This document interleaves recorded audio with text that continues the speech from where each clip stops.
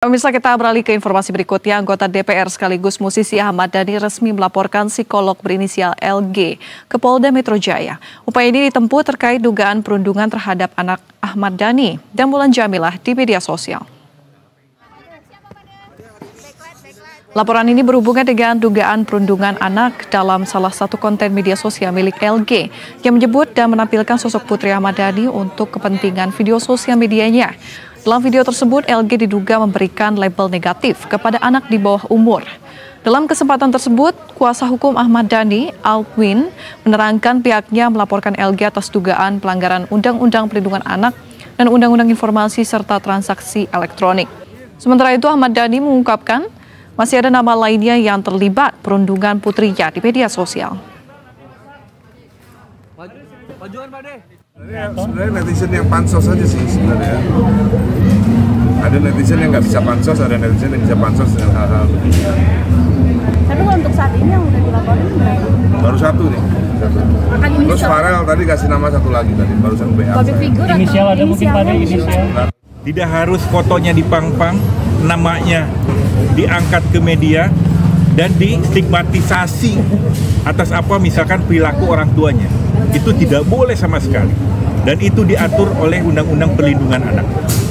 Apalagi setelahnya didistribusi melalui elektronik. Artinya selain Undang-Undang Perlindungan Anak, juga kita laporkan Undang-Undang ITE. Sebelumnya, pemirsa, pasangan musisi sekaligus anggota DPR Ahmad Dhani dan Mulan Jamilah mendatangi kantor Komisi Perlindungan Anak Indonesia di kawasan Menteng, Jakarta Pusat. Usai putri sematawayang mereka menjadi korban cyberbullying di media sosial.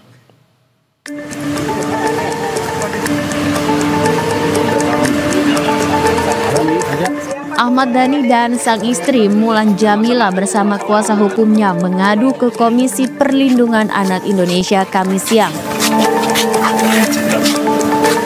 Lantaran sang putri yang masih di bawah umur menjadi korban perundungan di media sosial.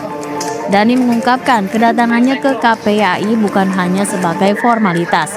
Pentolan band Dewa 19 ini menegaskan bukan cuma perkara pribadi, tapi bagian dari upaya mengajak masyarakat lebih sadar soal pentingnya perlindungan anak.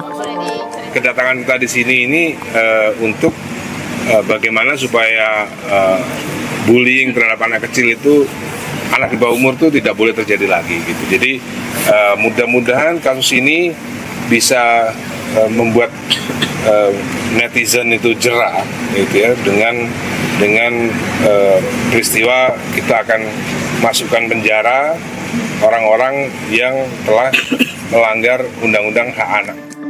Sementara itu, Ketua KPAI Ai Mariati Soliha menyatakan bahwa lembaganya telah menerima pengaduan resmi dari Ahmad Dhani terkait dugaan cyberbully terhadap anaknya oleh satu akun media sosial.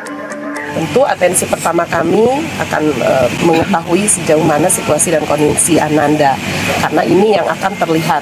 Kalau dalam undang-undang jelas kekerasan fisik, psikis, psikologis, ya, seksual itu menjadi acuan bahwa ada tindakan pidana yang berdampak gitu ya dari sesuatu kepada anak-anak kita. Nah, ini tentu akan kami pelajari, akan kami lihat ya.